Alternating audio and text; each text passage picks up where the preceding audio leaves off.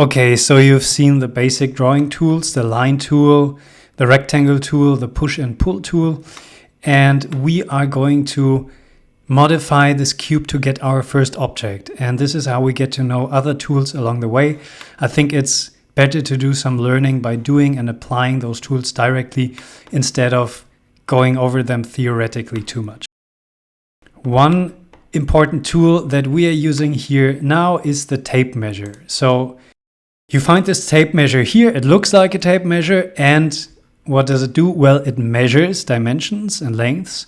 So you can go, for example, from this point to this point, and you see, of course, 1000 millimeters.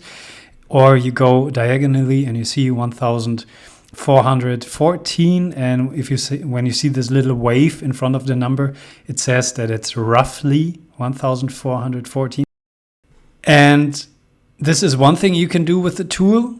If I click escape, I go out of the measuring mode.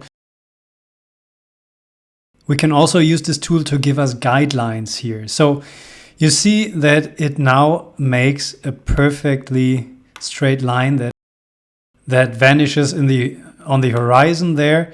So it's an infinite line that you have, but those are really, really great because they help us construct things. So for example, if we want to divide this in half, we can go and look for this blue dot here, which is exactly half of the surface here that we want to have.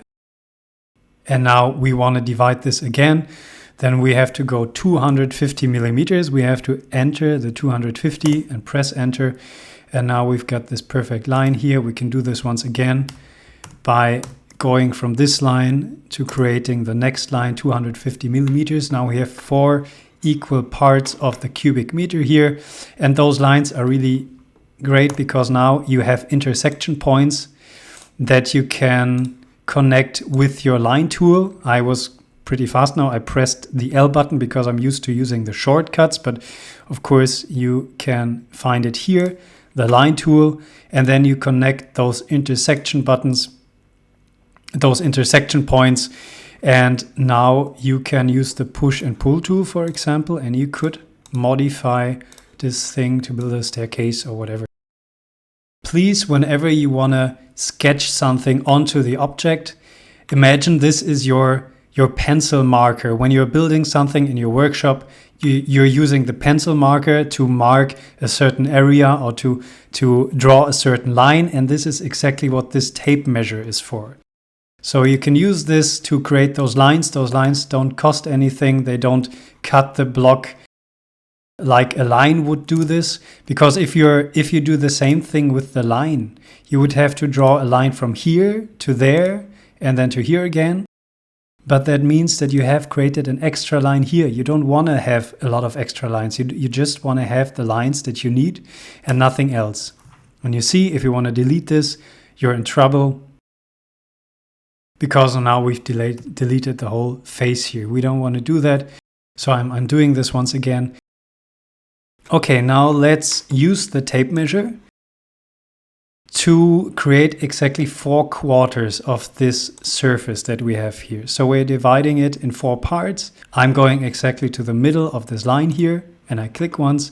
I'm going from this edge also to the middle of this line here, and I click, and now we have 4 equal parts. Okay, now we take the line tool and we connect the middle with the other middle of the line, and once again from endpoint to endpoint, and we have created this quarter of the square meter here. And basically we want to keep this is the rest that we want to delete. So we use the push and pull tool, because with the push and pull tool we can also delete stuff. So if you push this all the way to the bottom where it began, and you see it gets this strange coloring here, and you click once and it says on face. If you click now, everything vanishes. So this is also how you can delete. We could delete this now by going all the way down and clicking on face, and then everything's gone. This is also a way of deleting stuff. Sometimes quite helpful when you're in the push and pull tool.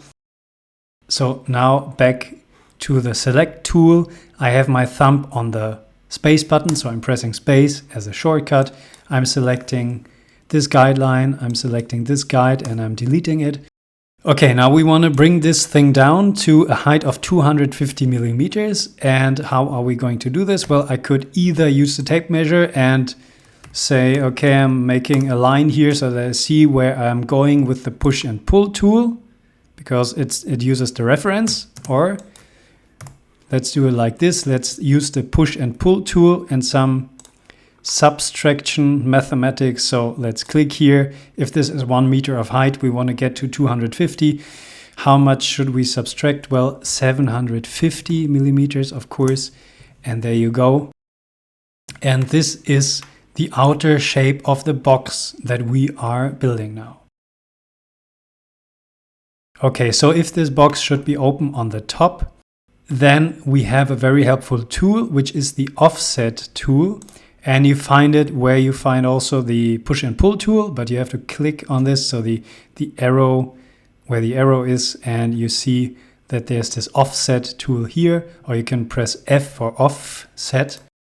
And then you get this tool, and you see it always jumps to the edge with a red point.